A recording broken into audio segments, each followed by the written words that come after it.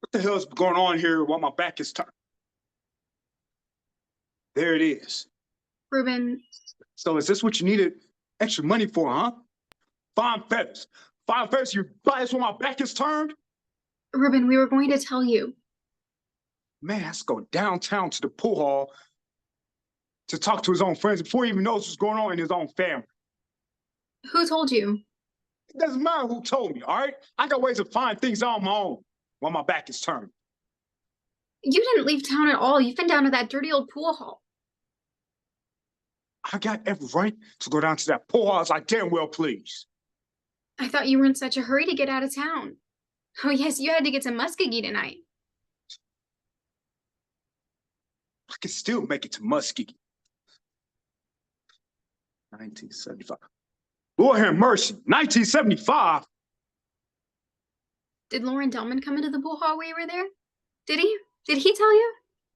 If he did, I'll never buy anything in that store again. I got your wife the finest dress in the store, he says, walking into the arcade with a big cigar in his mouth and wearing fine tailored clothing. I just sold your wife the finest dress in the store. Oh, that makes me furious. Jesus Christ, woman, you know the kind of man you married, huh? Like, we take for what? One of those men, the oil men? You know who you married to? See? Now, she doesn't even want to wear the dress because you putting in her head all these highfalutin ideas about parties dressing and nonsense. Ruben, of course Renee doesn't want to go to the party. She never wants to go any place. All she wants to do is lock herself in the parlor and practice at the piano or go to the library and hide her nose in a book. After all, she's going to want to get married one of these days, isn't she? And where's she supposed to look for a husband? In the public library? I bought her a dress a while ago. Oh, you did? Yes, I did. That's news to me. When? A few months back. I certainly never saw it. What'd it look like? It was white. Ruben Flood, that was the dress you bought her 3 years ago when she graduated from the 8th grade. She hasn't had a new dress since then except for a few school clothes.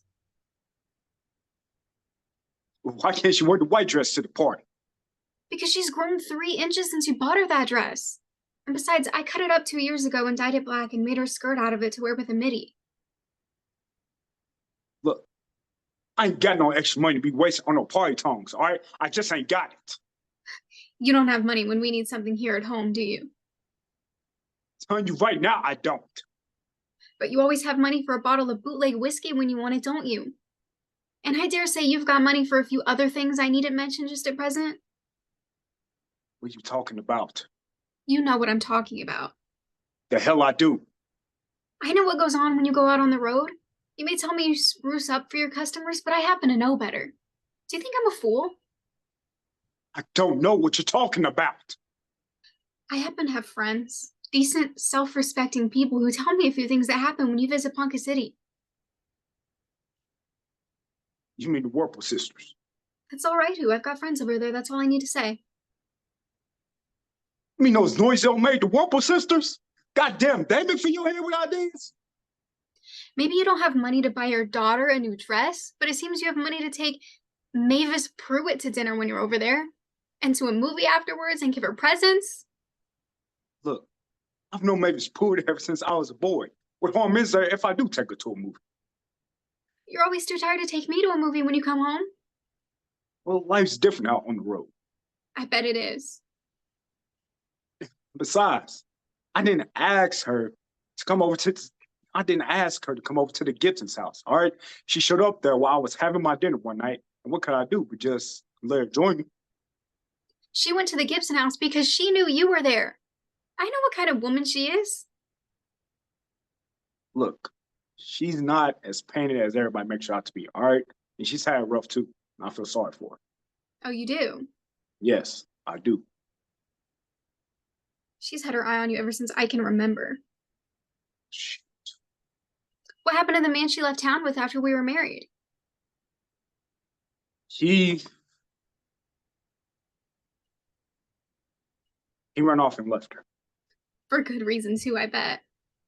I also heard she was seen sporting a pair of black bottom hose shortly after you left town, and that you were seen buying such a pair at the Globe Dry Goods store.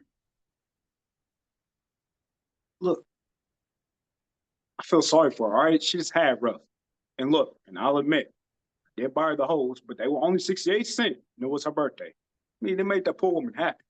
Couldn't see her mad on her birthday. Besides, I've known baby sport ever since I was a boy. So what the harm is if I do buy her a gift? And I was a little more flush then.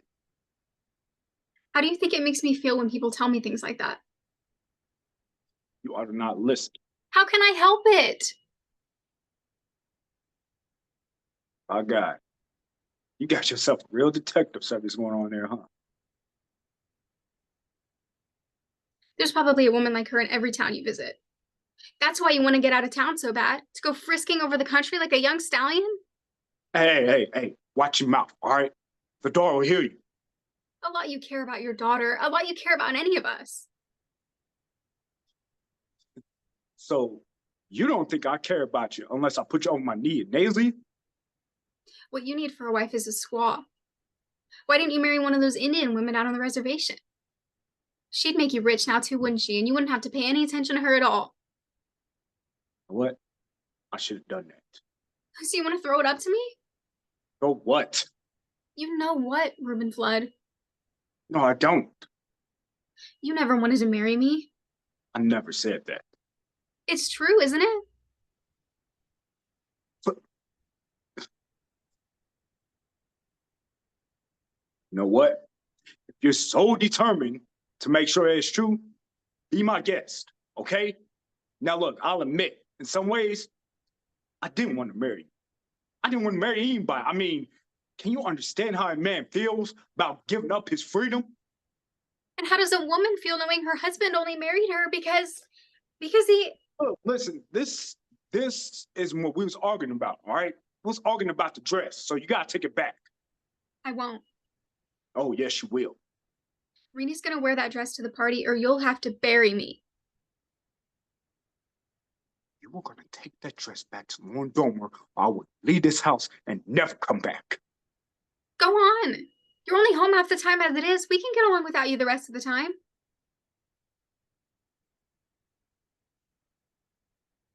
So, is that how it is, huh?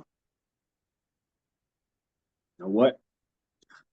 There'll be ice cream parlors in hell if I come back here and listen to your draw. Get out. Get out and go to Ponca City. Mavis Pruitt is waiting. She's probably getting lonesome without you. My God, Cora, you make me want to hit you when you say stuff like that. Go on and hit me. You wouldn't dare.